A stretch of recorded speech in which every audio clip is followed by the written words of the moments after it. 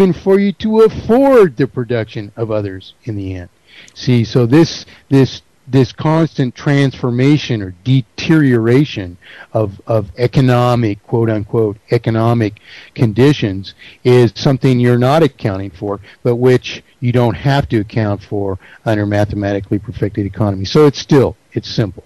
You know, you decide whether that house is worth $100,000 to you, you know, and we do this by that's a method. key point people need to understand. What I've actually suggested on the chat box, Mike, is that what the guys should do is form a study group, go to the website, absorb the information, form a study group, discuss, and if they still are having difficulty with certain aspects, if they can list off those questions, what I'll try and do is I'll take them on and I'll try and answer them or hone them as much as I can, and then perhaps maybe on Wednesday night we will have an open discussion night about this actual topic, because I believe I'm absolutely convinced. I mean, I was before I spoke to you, as you know, I looked at your work a long time ago, but you know, this is the monetary solution, folks. This is it, and I mean, it's, you know, I'm so honoured to have you on the show tonight talking about this, because I know this works. I know it works. I think people are just so used to the other system, I think, that their thinking is still caught in the other system, I think. Some people's is, some people's isn't.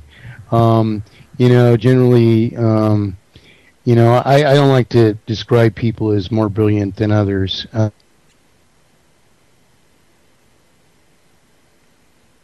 lost your connection. That's actually not the case.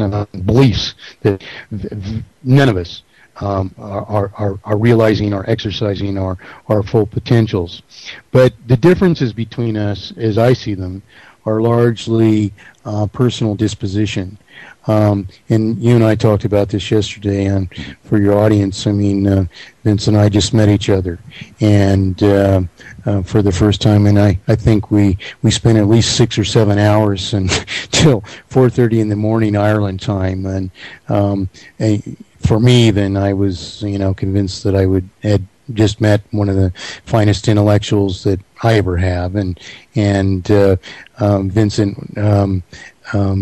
taught me about things that I didn't know about, and was very gratified to learn about this ancient Irish law, this Brehon law, and all. And it's amazing how parallel the thinking is on one level, but it's actually something that a person such as myself actually expects and anticipates, because what a lot of people don't do in their lives is resolve situations to actual solutions. One set of parents, for instance, may not teach justice to their children because they're too lazy to, or they don't know justice, or they don't follow any principles. And another parent might do that very well. But the reasons that it's done differently is we don't appreciate you know, the distinguishing factors between a solution, an assumption, an assertion. What we need to recognize in life, however, is you know, that these things are matters of actual engineering. It's not an opinion that there's one solution for inflation and deflation. It's a blatant, obvious mathematic fact. It's simple as apple pie. Yeah. And if you think you can't get it, you haven't even tried. Or you've made up your mind that something that's wrong is right beforehand, and you're sticking by that, and you're wrong. And the problem with that, I don't have any problem with what anyone else thinks, except when that thinking affects me. And what we're talking about here is that wrong thinking, which abides by this wrong system, is affecting the entire world to the degree of persisting in an inevitable monetary failure, global, that everyone their life is in hold. They're dangling by a thin thread. They've already lost their home. I mean, the last 2 years, I've had people begging me to run for president, and I mean, literally begging, imploring me, lecturing me, very intelligent people who had no idea that this existed, and as soon as they heard about it, they had to hear every detail. And so the questions are good. In truth, as a student of the truth, which hopefully all of us are, each answer you are capable of finding yourself. In other words, the question that was just asked. That's a very good question. A man who asked me that question several years ago. I could say, it's pretty obvious. What's the difference? Why, if you do that now, and you do that now, why can't you do it under mathematically perfected economy? But I'm not that way, and I answer to people, and I know that answer that I just gave seems sort of a roundabout, beating around the bush, and not concrete. But I'm saying to you that you still determine what you will pay for something. In other words, the store can say, well, this is what I'm charging for that, But if that's too much profit, under mathematically perfected economy, somebody else can start a store and charge the righteous price. Whereas now, you need major financing that you can't afford, subject to interest, multiplying your initial cost 3 or 4 times over, and requiring that you borrow ever more, and market to a market which is ever more deprived of the capacity to pay. You call that a better solution or more probable? Absolutely not. You don't have a hope or a prayer, and that's why the world is in the condition that it's in. But anyway, this man asked me that same question, and the reason that article exists on my pages that I mentioned is that this fellow Patrick Hedemark, who's a great guy in New York, he'd been on my pages for 6 months before he wrote me, and that was his first question, and that article is actually my answer back. And when people email me, I try and accommodate them. So, but in truth, what happens is, the person asks, slaps herself on the side of the face and thinks, well, I could realize that if I really thought about it, I mean, what are your methods of determining price? And if you're going to leverage your position into anything like reducing the price to a reasonable price, what are your options? You don't buy. You talk to management, say, that's preposterous. I can buy that same thing next door here for 1/3 that. Why would I ever do this? What's wrong with you people? And this store's going to hell. And I used to shop here all the time. I'm never going to shop here again. Clean up your act. I mean, you can do whatever you want to do, but you have real leverage under mathematically perfected economy because there's no inflation of artificial costs, no imposition of artificial costs, and no inherent, irreversible, ever escalated degradation of the currency so that no one can achieve anything in the end. So those are the real differences. The method of determining the price is the same. It's yours, whatever that method is. And if you want even a more concrete answer, say myself, how do I do it? Exactly as I said. I look at the product. I look for quality work. If I'm buying a new house, I want to see if they put, 1 nail or 2 nails in the end of every stud.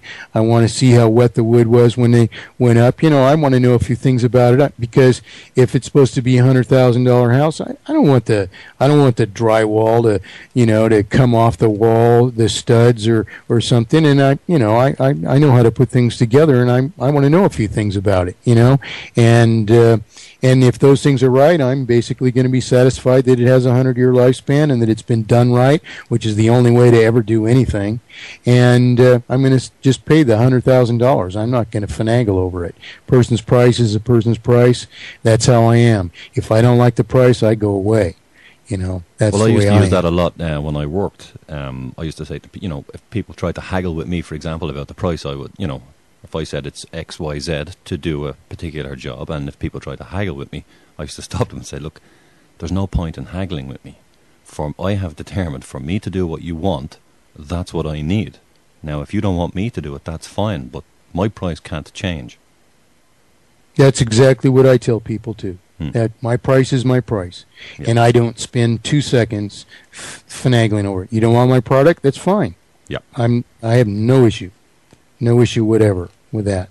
So, and that's my philosophy.